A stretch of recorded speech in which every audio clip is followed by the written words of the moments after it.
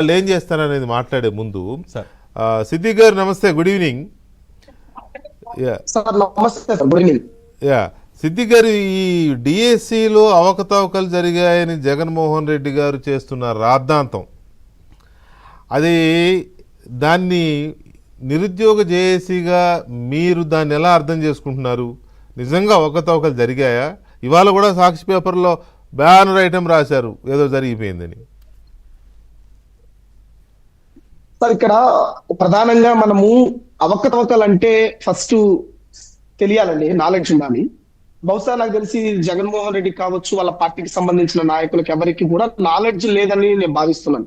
ఎందుకంటే డిఎస్సిలో అవకతవకలు జరిగాయి అంటే పేపర్ లీకేజ్ అయినా అయిండాలి. రెండోది, ఎవరైనా డబ్బులు ఇచ్చి జాబు తెచ్చుకొని ఉండాలి. డబ్బులు ఇచ్చినోడు ఉండాలి, తీసుకున్నోడు ఉండాలి. సో ఇక్కడ పేపరు లీకేజ్ కాలేదు, ఎక్కడ కూడా క్వశ్చన్ పేపర్ లో ఒక క్వశ్చన్ కూడా లీక్ కాలేదు, ఆధారాలు లేవు, డబ్బులు ఇచ్చినట్టు ఎవరు ముందుకు రాలేదు, ఎవరు తీసుకున్నట్టు ఎవరు లేరు. లేకుండా ఇవి మూడు జరగకుండా అక్రమాలు అంటే ఎలా అవుతుంది? First one. రెండోది, జగన్మోహన్ రెడ్డి గారు బొద్దిక అని చెప్పాను, ఒక ట్వీట్ చూశాను. జగన్మోహన్ రెడ్డి గారు బొద్దిక కాదు, నిరుద్యోగతలు విద్యార్థులను రాష్ట్ర పీక్క తినే, రక్తాన్ని పీక్క తినే జల పురుగు అతను, జలగ లాంటి వాడు. ఎందుకంటే 16,347 టీచర్ ఉద్యోగాలను కూటమి ప్రభుత్వం ఆన్లైన్ పద్ధతిలో నిర్వహించింది. చాలా స్పష్టంగా టీసీఎస్, అత్యంత ప్రముఖమైనటువంటి టీసీఎస్ కంపెనీ ద్వారా ఆన్లైన్ పద్ధతిలో ఎగ్జామ్ కండక్ట్ చేయడం జరిగింది. ఆన్లైన్ లో ఎగ్జామ్ కండక్ట్ చేసింది టీసీఎస్ ద్వారా.